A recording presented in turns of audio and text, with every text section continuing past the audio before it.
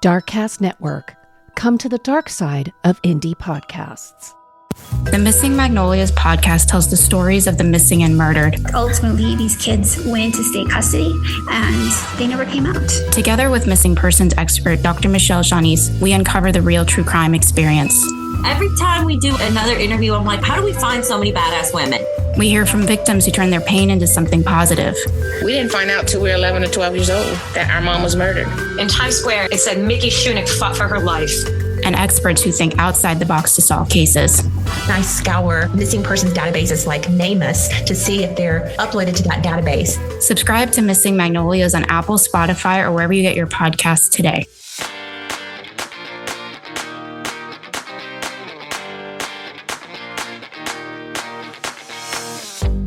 Hey, I speak in tongues.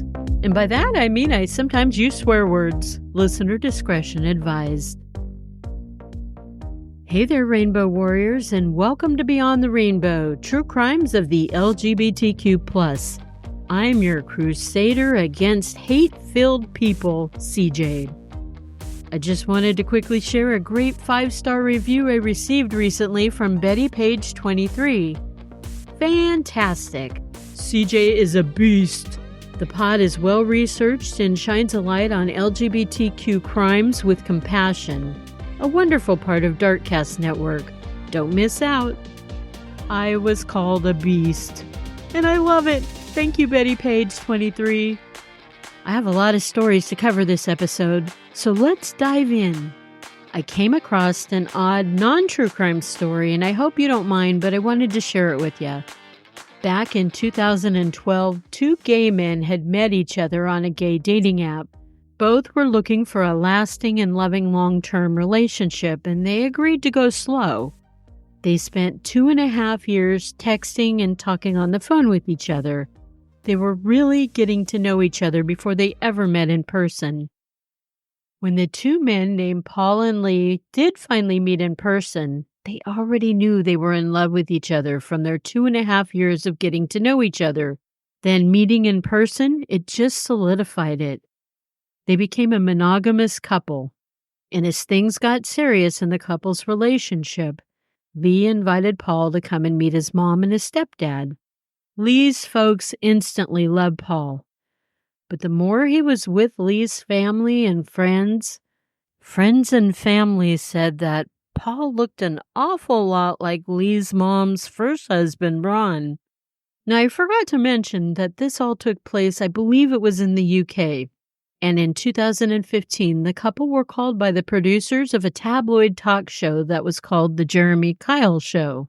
Now, I think you can compare The Jeremy Kyle Show with that of Jerry Springer, Maury Povich, or even a Jenny Jones type show here in the United States. The producers called up the men and asked them to come on their show and tell about their unique love story. And as we know, these type of shows, they put their guests in awkward and controversial type situations, almost like ambush TV. For Paul and Lee, their time on the show was just that. The couple had already made plans to marry each other. That is, until they found out while they were on the show, through DNA testing, they were half-brothers. They also found out that Paul's birth dad, Ron, had fathered 4 children. And yes, one of them was named Paul. Paul even shared the same last name as his dad, Ron. Paul and Lee had already had intimate relations with each other, and now they were just finding out that their relationship was incestuous. Paul had been given up to the system at the age of 18 months, and then he was adopted by a family when he was 3 years old. Lee grew up raised by his mother and his stepfather. Paul and Lee's mother had no contact with Paul's birth father, Ron. He was just not in the picture. Host Jeremy Kyle of the exploitative show that bore his name asked the couple what they would do if they found out that they were indeed related, because Jeremy was ready to reveal the results from the DNA test that he had taken on the two men. Paul said, "I'm hoping it's not true because I love Lee so much it's unreal." Lee responded with, "I'm the same. It's hard to describe how much I love Paul." And then Jeremy, the host, revealed that the two men were half-brothers and they share the same mother. As the results were read, the two men were visibly crumbled, and a headline flashed across the show screen that said, "Have I been having sex with my brother?" As if these two men hadn't been through enough trauma. Immediately after the show, in spite of their feelings for each other, Paul and Lee broke up. Because of the circumstances, they just couldn't live with the fact that they were related and romantically involved. While their intense feelings for each other were tough to turn off, they both have moved on with their lives. What a shitty situation for all involved. But it was a story I don't come across too often, and I wanted to share it with you warriors. You know, I used to worry about the same thing happening to my daughter since she was an in vitro baby. My partner at the time and I used a donor from the California Cryobank. And thankfully, my daughter's boyfriend looks nothing like her. He has completely different coloring, and he knows who his birth mom and his birth father were. Our missing but not forgotten LGBTQ plus member this episode is 39-year-old Royce Riley Carter. Royce is a gay black man from New York who is visiting friends in the Dallas, Texas area. He went missing on March 2nd of this year, 2024. Royce has black hair with blonde hair woven in, and he has brown eyes. He stands at 5'10" and weighs about 140 pounds. Royce has a number of tattoos on his body, including the name Janice, Janice, on his neck, a bird tattooed on each side of his chest, Live and Let Live on the side of his chest, a barcode on his wrist, and the initials MG on his right rib cage. Should you have any information on the whereabouts of Royce, please contact the Dallas Police Department at area code 214-671-4268. His case number is 0367-862024. So in about a 3-year time span in the Phoenix, Arizona area, at least 4 gay men have been murdered. One of those men was 41-year-old Benjamin Anderson. He went missing New Year's Eve of 2021. Benjamin was a teddy bear kind of guy, 6'1", 250 pounds, and as cuddly as could be. 2 of his friends, Daniel and Susan, had been friends with Ben for decades. They gave a little insight into who Benjamin was. Daniel was Ben's childhood friend, and Susan went to college with Ben. They said once you knew Ben, you couldn't help but fall in love with him. He was always more concerned about helping others than himself. The friends gave an example of a time that they were trying to encourage Ben to buy himself some new socks because his were dingy and falling apart. They said, "Come on, let's go to Costco and get you a pack for like $6. But Ben refused. It wasn't the money, because he'd rather donate the money or even the socks to someone who needed it more. There was another instance where Ben was driving around with his friends and they saw a homeless woman. Ben told his friends to go through drive-thru of a fast food restaurant, and then he made them stop the car near the woman. The woman was sitting alone on the curb of a parking lot. Ben got out of the car and he gave the woman the food. He sat there and he talked with her for a bit, and he made sure that she was all right, and then he bid her a good night. Ben was born September 17, 1980, making him a Virgo. He was born in Bismarck, North Dakota. His family moved to Arizona when he was young, so he grew up in the Glendale, Arizona area. As he became an adult with a career and responsibilities, he moved to Phoenix. The morning of New Year's Eve, December 31st, 2021, Ben was supposed to meet his friend Daniel for breakfast, but he had to cancel with Daniel. He was just too tired to go. Now, this didn't seem odd to Daniel because Ben did a lot of driving around for his work. Daniel figured he would see Ben later in the evening for New Year's Eve festivities. In the afternoon, Ben was supposed to go and visit his aunt. His aunt called Daniel around 6 p.m. saying that Ben was adamant he would come by her apartment to see her in the afternoon, but he never showed up and she couldn't get him on his cell phone. Daniel tried to call Ben too, but he was never able to get a hold of him, not even by text, which was weird. Even Susan tried to call Ben, but to no avail, so she called Daniel. Daniel decided to drop what he was doing and head over to Ben's place. When Daniel got to Ben's apartment, Ben's white Lexus was not in its parking spot, but Daniel went up to Ben's apartment anyway. It seems like he had left the lights on, which was unusual for Ben. Ben had left some cash on the counter and his credit cards in a bowl. There were also some clothes strewn around, and the apartment looked unkempt. Ben was a tidy housekeeper, so this seemed really unusual to Daniel. Daniel tried to use an app to hunt down Ben's phone, but it seemed that Ben's phone had been switched off and hadn't been on since before 9 a.m. that morning. This, too, was very unusual. Daniel started to call around to Ben's colleagues and acquaintances. He wanted to see if they knew where he was, but no one had seen him. Daniel decided to file a missing persons report with the police. Finally, as a last-ditch effort, the Lexus car dealership was called, and they were asked to track the whereabouts of Ben's car, since it was a newer model and had an active tracking measure. At first, the Lexus dealership was hesitant about divulging that type of information, but eventually they relented. Success! Ben's car was tracked near Interstate 17 Black Canyon Highway. It seemed to be in a motel parking lot, so an officer was dispatched and went to the Super 8 by Wyndham off the I-17 and Northern Avenue exit. But they found nothing. Ben's friends weren't going to let that information go, so they took off on their own and they searched other neighboring hotels and parking lots. They drove into a Sheraton parking lot on the other side of I-17, and when they drove up to the 4th level, they spotted Ben's car. However, Ben was not in it.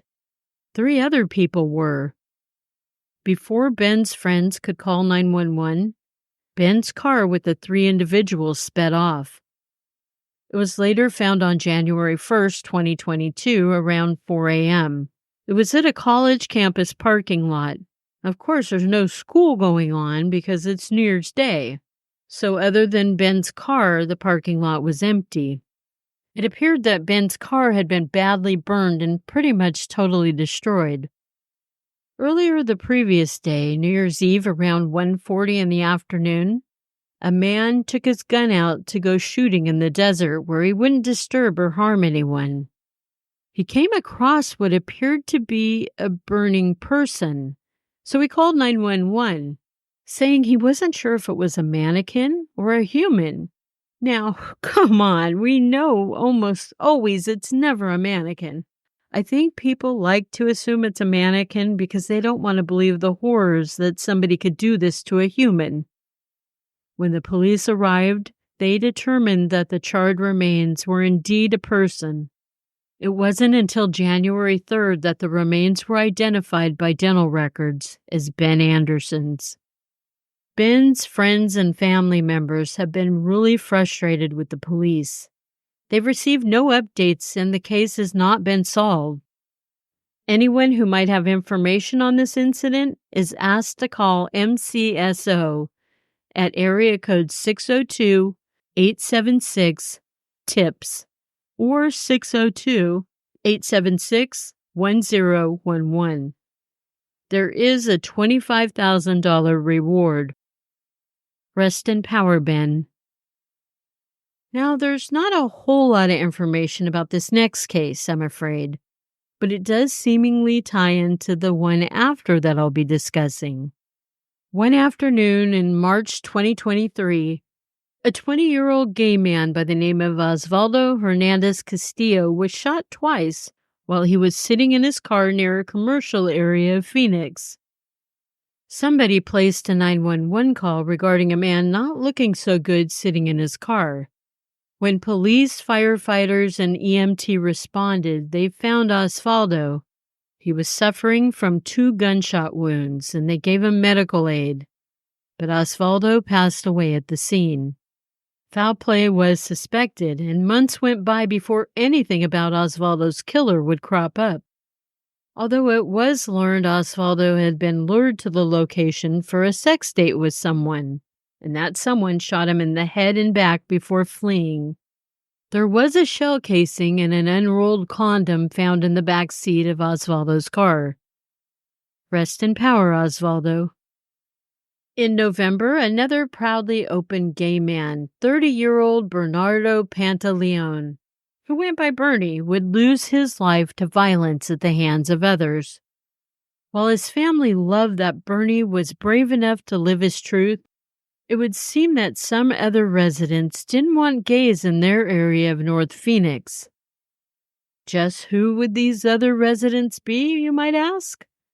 It would be the members of the Northside 15th Avenue street gang. Just 3 days after Thanksgiving on November 26, 2023 at Mountain View Park in North Phoenix, Bernie was found dead of multiple gunshot wounds. Even worse, he was found naked and his body mutilated in a grotesque way. Pictures and videos of Bernie's body were taken by his killer or killers and distributed to the victim's family. And to me, that's just sick. Bernie's body was discovered by a hiker at the park. The sickos behind the heinous acts were all gang members of the Northside 15th Avenue. The one responsible for the actual shooting of Bernie is 21-year-old Leonardo Santiago. He told police that Bernie came on to him, and he made him feel uncomfortable, so he shot him. Leonardo had left the park and returned an hour later with his buddy and fellow gang member, 21-year-old Manuel Carrasco. Manuel is the one who mutilated Bernie's body, using a knife and brass knuckles, and he did it while Leonardo filmed it. 20-year-old Jose Rodriguez, another member of the street gang, sent the photos to Bernie's family. The three young gang members had also spent an awful lot of time on social media discussing Bernie's murder. Obviously not the smartest group of guys. Their social media engagement about Bernie is what led to their arrest, and not long after their arrest, a fourth gang member who might have had involvement in Bernie's death was also arrested. And this was 21-year-old Christopher Santana. He was picked up in December 2023. One source says that Christopher assisted Jose in sending pictures of Bernie's tortured body to his family members.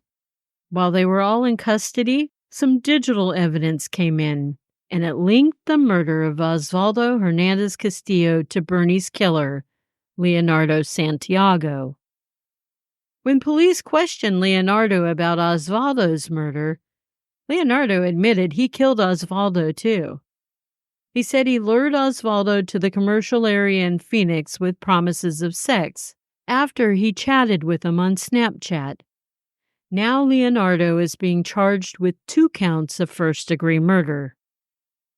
So we know what Leonardo is being charged for, but we still aren't quite sure what Donatello, Raphael, and Michelangelo— oh, wait, that's the Teenage Mutant Ninja Turtles— I mean Manuel, Jose, and Christopher are being charged with. Circling back around to the beginning of the episode in Ben Anderson's case, there are some theories that Leonardo could have been responsible for Ben's murder too. Ben's case is with the Maricopa County Sheriff's Department, and Bernie's is with the Phoenix Police. I'm certainly hoping that they're sharing information with each other. Bernie's family is hoping that the state of Arizona will look at this case and add hate crime enhancements to it. But currently, the state of Arizona is pretty weak with its protection of the LGBTQ and laws to protect the community. Which is weird because Phoenix and Tucson both have pretty large LGBTQ communities and gay marriage is legal there. The protection laws and rights still need to be looked into and updated badly. Rest in power, Bernie. Our true crime quickie is also from Phoenix. 49-year-old Jake Kelly and 37-year-old Shannon Higgins shared a home in the Phoenix area of Arizona. Jake, a gay man, and Shannon, a single woman, made this arrangement early in 2023. It was a good way to help each other out financially. A few months into the year, Shannon would marry her boyfriend, 44-year-old neo-Nazi enthusiast Corey Young. The wedding occurred in March, and Jake was even asked to officiate the ceremony. Corey then moved into the home with Jake and Shannon. As far as anyone knew, there were no rifts, no tensions between the three people. But who knows what went on behind closed doors? A neighbor and a friend of the Youngs was a 34-year-old man named Angel Maluli. And trust me, he was no angel. Diablo would have been a much better name for this guy. On the night of August 27, 2023, Jake was outside on his driveway. It's not clear if he had just come home that evening or what, but the neighbor Angel had attacked Jake and beat the shit out of him to the point of Jake losing consciousness. Hearing some loud noise outside, the roommates Shannon and Corey ran out to their driveway, and they found Jake laying there and not moving. The roommates brought Jake inside the house and they put him in the bathtub. Now, I'm sorry, but if you just found your roommate pummeled and unconscious on your driveway, wouldn't you call 911 and get medical attention for him immediately? Normal people with intelligence and a good heart would, but not this couple. They put him in a bathtub. They said it was to revive him. And then they put Jake in clean, dry clothing and put him on the couch. 16 hours went by before they decided to drop Jake off at a nearby hospital. Jake had multiple skull fractures, internal bleeding.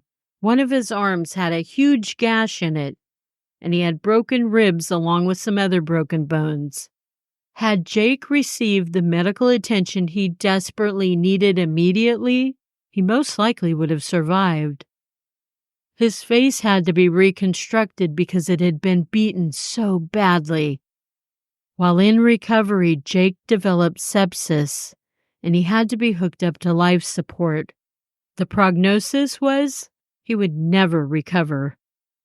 His mother made the heartbreaking choice to remove the life support, and Jake, who was already brain dead, would die on September 8, 2023.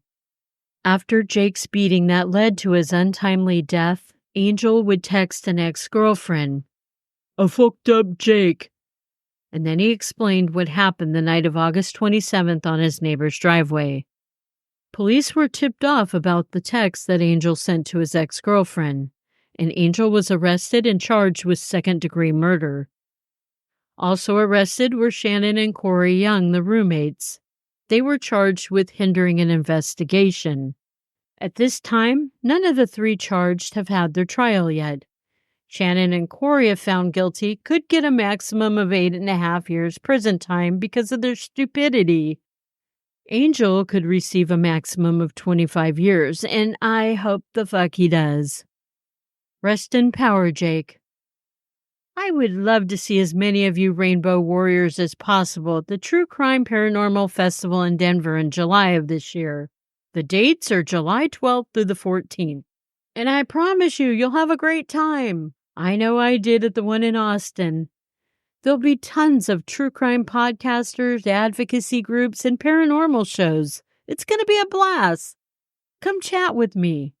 Come chat with Autumn from Autumn's Oddities, Danica and Shannon of Murder and Mimosas, Tiffany from True Crime Connections, Gina and Amber from Weird True Crime, and Scarlett and Michelle from Missing Magnolias. If I don't have a new Maltese puppy by then, I'm hoping to find one in the Denver area, as there doesn't seem to be many here on the coast of Oregon. So please send some good jujus out for me that I'll have some luck soon. I miss having a little furry companion to go on walks with. I love you, Rainbow Warriors. You matter. And remember, it's not a crime to be gay, unless you're a murderer.